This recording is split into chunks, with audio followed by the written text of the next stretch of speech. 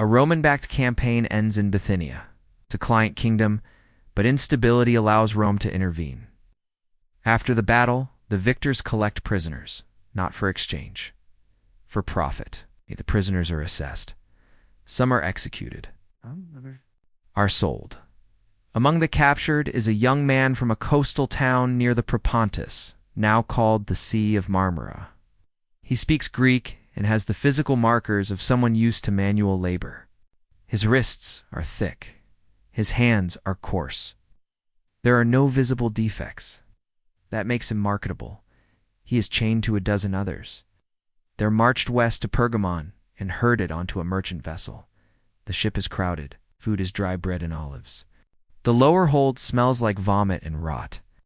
There is no space to lie flat. Those in better health are moved to the deck to preserve their appearance. Stays below. The ship docks in Sicilia after 12 days. The man is weak, but alive. Sicilia is Rome's grain depot. It's filled with estates, senators' holdings, and contracts run by publicani, state tax collectors, and private businessmen who rent farmland from the Republic and staff it with human cargo. At the port of Agrigentum, the slaves are taken inland. He is delivered to a ventilicium, an open-air slave market. Men are scrubbed, oiled, and lined up on stone platforms. Each wears a placard, a titulus around the neck. His sign reads, Bithynicus, Gricus, Artifex, 2225 seal in his buyer's prod. Arms and thighs. Teeth are checked. Scars are noted. No one asks his name. He is bought in a lot of 5 by a Roman landowner. Not a patrician, an equestrian rich, but not noble. The lot is cheap. There are too many slaves in circulation. Bithynia, Gaul, Greece, Africa, all pouring people into Roman markets. He is loaded onto a cart and taken east toward Iena, the center of Sicilia. The land is dry, windblown, and vast. 40 years ago, this area burned during the First Servile War. The memory remains. Slaves are chained at night. Overseers carry blades. The estate is a latifundium, a massive farm, run entirely by enslaved labor. This one grows wheat for shipment to Rome. Fields stretch in rows. Slaves live apart from the villa in stone barracks known as the ergastulum. The walls are low, doors locked from the outside. New slaves are branded on the upper arm, not as punishment, but for inventory. He flinches as the iron sears into skin. There is no ceremony, no words. His daily assignment is to the familia rustica, the field slaves. He carries buckets. He lifts stones. He follows the one ahead of him and copies their movements. Those who stop are struck. He sleeps on a woven mat beside 11 others. In the same room, there is one chamber pot. Rats scrape at the corners. The smell of sweat never fades. He doesn't speak. It's not because he is mute, because no one speaks his language. Some slaves here are from Syria, others from Illyria. Most are too tired to speak at all. One groans in his sleep each night. No one wakes him. He learns nothing from the guards. They only shout orders, Latin. Words are barked, repeated, and beaten into him through repetition. No one teaches him to understand. He survives by guessing. Across the estate, other slaves cook meals, clean the dominus villa, serve wine, raise his children. They walk upright, speak Latin, and have faces not covered in dirt. The hierarchy is visible. No one explains it. On the 3rd week, a field slave drops his rake. He is accused of slowing the line. The guard calls for witnesses. No one responds. The man is tied to a post and lashed 7 times. The others keep walking. Later that night, the wounded man lies silent on his straw mat, does not rise in the morning. He is dragged away. The body is not buried. The next day, another man takes his place. Months pass. His eyes know where to avoid looking. He replies in basic Latin. He is useful now. There are over 100 slaves on the estate, some born into slavery, others taken by force. Most speak fragments of Greek, Punic, Latin, or nothing intelligible to each other. They do not form bonds. Not because they don't want to, because the guards don't allow it. The villicus, A freedman appointed by the estate's owner manages labor. His voice replaces that of the dominus. He carries a rod. He does not hit often, but when he does, it is decisive. Under him are guards armed with sticks, whips, and sometimes short blades. They wear tunics cleaner than the field hands. Shout. They never run. Punishment follows predictability. Theft, refusal, delay, breaking a tool, looking in the wrong direction. Most beatings happen publicly. It ensures efficiency. No one discusses it, but everyone understands. The dominus does not. Need a reason to punish? Legally, he owns everything beneath his roof. That includes people.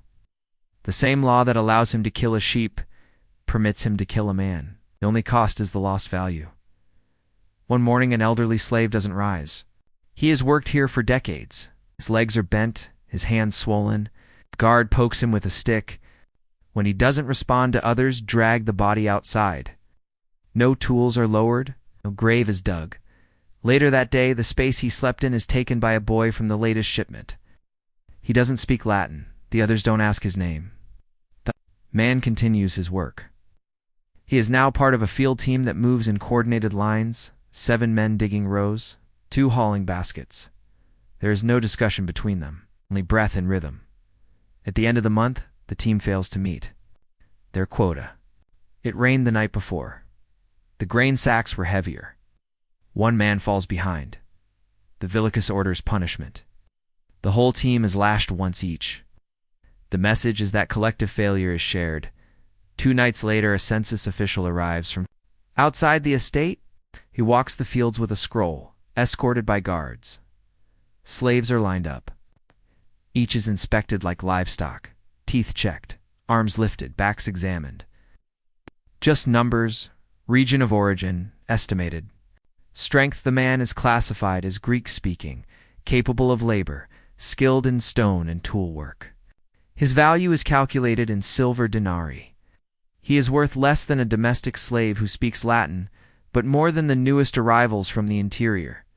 His health raises his price. His silence makes him desirable. The estate's profits are not measured in lives, only yields. From there, it is loaded onto ships bound for Rome, bread for the masses, olive oil for the upper classes. Slaves are the labor behind both. They receive none of either rumors spread across the fields. Another rebellion has begun, this time in the east, possibly near Tauromanium. The guards say nothing, but they now move in pairs. The gates are checked twice at night. The dogs are fed raw meat to sharpen their aggression. The man listens. He stores the rumor, but says nothing. Asterisk, asterisk, he no longer counts days, only seasons. Cold means hard bread and sickness. Heat means cracked soil and bleeding feet. This is the cycle. Each day begins with the unlocking of the ergastulum. A guard calls out numbers. The man rises with the rest. He limps slightly now. The joint in his right knee locks after too much rest, but he hides it. Slaves with injuries are reassigned, not to rest or worse work. The owner is rarely seen, but his authority is constant. It arrives through instructions passed to the villicus. The owner's word is law, absolute, unquestioned, final. He is the legal head of the familia, and that includes the enslaved. If he chooses to kill a slave, there is no trial. If he chooses to sell a child from their mother, there is no appeal. On one occasion, the owner's adolescent son visits. The boy walks the villa with confidence, trailed by a domestic slave his own age. Later, a female servant from the kitchen doesn't return. After being summoned to the main house, when she comes back the next morning, she is swollen around the eye and silent. The man is assigned to a new team repairing a grain barn. It's stonework, his original trade. He handles lime, carries stones, lifts timber, works quickly. When the job is done, the villicus notes something on a wax tablet. The man sees but doesn't react. His skill has been recorded. That means he'll be watched differently. He keeps his head low. There's an old slave branded on the forehead. Scar reads Fug. He had escaped once and been caught. He doesn't work with tools. His shackles stay on during sleep. He's never allowed near the perimeter. Branding is permanent. No one forgets it. On this estate, value is not hidden. Slaves are categorized by usefulness, age, and obedience. Young female servant who can read commands a high price. Sickly man, nothing. This man's value is mid-tier. It's not expendable, but not irreplaceable. His skill with stone keeps him from being rotated out for now. At night, he hears whispers from another Greek speaker. A man from Achaia. They speak in fragments, always cautious. Once the other man mentions a revolt in the east, he names towns Morgantina, Tauromanium. But nothing more. Their shared language is a liability. In the villa, the lady of the house oversees domestic affairs. Though she has no legal independence, her influence inside the estate is unchallenged. She manages the wine, the meals, the tutors. Slaves in her domain answer to her directly. One is punished for dropping a pitcher. The girl is struck across the face and made to stand for an hour without moving. It is said she comes from a house in Syracuse, where she once helped teach letters. The man knows that the inside world is different. Those slaves speak, they sometimes read. They are more visible to Romans. They are still owned. He returns. To the fields, his hands are cracked, his joints ache. He is used to pain now. It no longer surprises him. What surprises him is still being alive. Asterisk, asterisk, winter brings illness. The ergastulum is damp. Cold air sits on the floor. At night, men cough and wheeze. One doesn't rise. The others are told to move him outside. He is left behind the barracks near the waste trench. The next day, his spot is filled by a new arrival. When a slave dies, there's no burial, no rite. A lost tool is replaced. The estate doesn't mark the death. His name is not written anywhere. No one speaks of him again. 3 days later, another group arrives from the Aegean. They are smaller, thinner. One boy has open sores on his feet. The strongest are assigned to the fields. The weakest, including the boy, are held back for reassignment. That night, the boy is caught trying to hide a shard of metal under the bedding. He says nothing when questioned. The guards beat him once, then tie him to a post outside the shed. At dawn, he is branded on the forehead, Fug. Whether he tried to escape or not doesn't matter now. The mark is permanent. The man watches. The smell of burning skin lingers through the morning. Each slave has a place on the estate's register. A mark on a board, an estimate of value. The man is still considered useful stonework, strong legs, minimal defiance, but his knee now locks daily. He adjusts his stride to hide it. If he's seen limping, he may be rotated out. Reassignment isn't rest, it's often punishment. There are stories of quarries in the north, places where injured or unwanted. Slaves are sent, no return. Just dust, rock, collapsing scaffolds, and broken limbs. Those places kill slowly. Heat and stone do the rest. He doesn't want to go there. A week later, a domestic slave is seen hiding a bundle of dates. Later, her husband, another slave, is reassigned to field work. He struggles. Within days, he's coughing blood.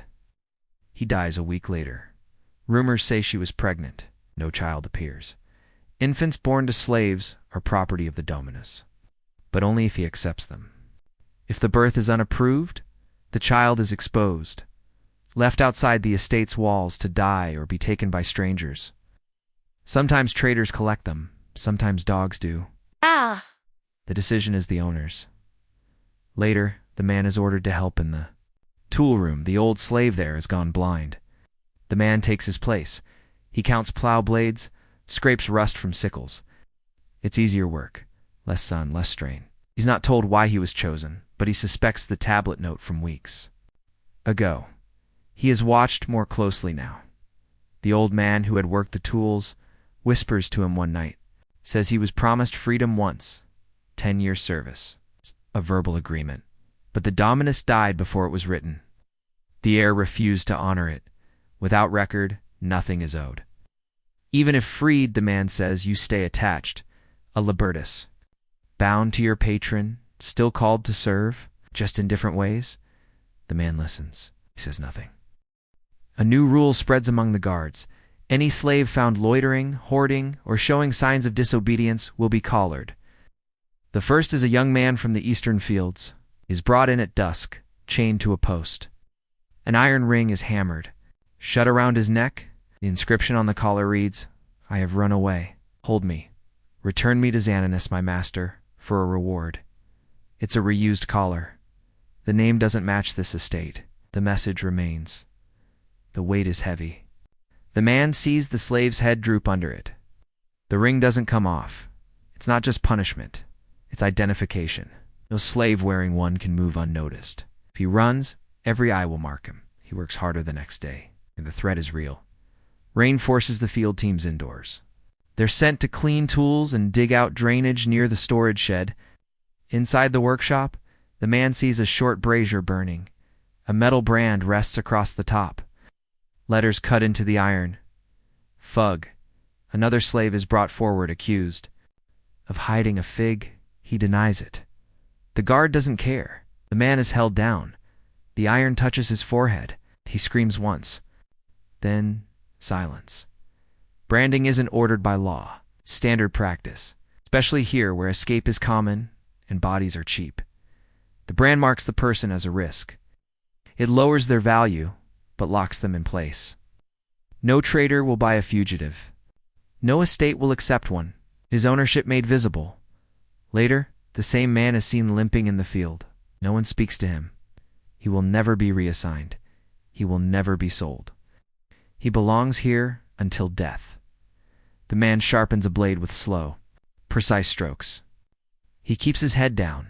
That week, the domestic servant caught stealing dates is returned to the kitchen. Her back is striped from a whip. The guards say nothing. She returns to work the same day. Punishment depends on use. A house servant is worth more than a laborer. She speaks Latin. She cooks. Her face is still unmarked. The man watches. He understands. He is moved again, back to stonework. Repairs are needed near the main villa wall. He lifts bricks, slaps mortar, lines them level. His movements are smoother than the others. His hands know this. The guard watches, says nothing. He doesn't limp. That night, he sleeps with his back against the tool shed door. His straw mat is thinner now. His dreams are dry. Asterisk, cold returns. His joints stiffen in the morning. The limp is harder to hide, but he adjusts how he walks. Slower, careful steps, feet straight, weight even. He avoids drawing eyes. An inventory is ordered. The estate's new heir, formally adopted, wants numbers, age, skill, condition. 2 slaves are noted as unfit. One with a healed leg break, the other with a crushed hand. Both are sent away in a cart. No one says the word, but everyone knows where they're going. They are not reassigned. They're being disposed of. There are quarries to the north dry. Choking places where rock is carved from the earth day and night. No one returns. From them, they are slow death. Tools are heavy. Dust is constant. Bones shatter. Skin splits. Men die from exhaustion before injury. It's not execution. It's scheduled degradation. He is not called for transfer. Not yet.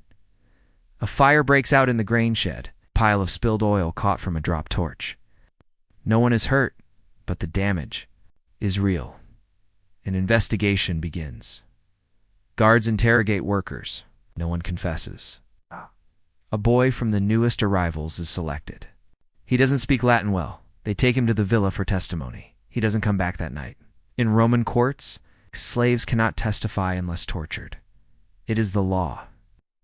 Their words are considered unreliable, biased toward masters, fearful of punishment, unworthy of belief. To extract truth, pain is used. If a slave speaks without it, the statement is dismissed. Even if they plead innocence, the next day the boy is returned. Limping, silent, he is reassigned to dung duty. His back is raw. The man is moved to tool oversight again. He logs counts, keeps the blades sharp, lifts light loads. His limp is visible now, but they don't care. He's not hauling grain, still productive. One morning, a Roman official arrives from the west, a middleman, possibly a contractor. He walks the grounds, speaks with the villicus, scans the workers. His eyes stop briefly on the man, then move on. The next day, the man is called to the gate. No explanation. He's shackled beside another slave and placed on a cart. They ride west. Lubium. A smaller estate needs skilled labor. He doesn't. Ask where. He doesn't speak. The cart smells of straw, dried sweat, and iron. It reminds him of the ship of Pergamon. Of the first night beneath the deck, when he first realized his name would no longer matter. The road is silent. He will work. Until he cannot. Then he will be moved again, or discarded, will not be remembered. The estate's ledgers will lose track of him when he stops producing. He won't be the last, neither. Another will simply take his place.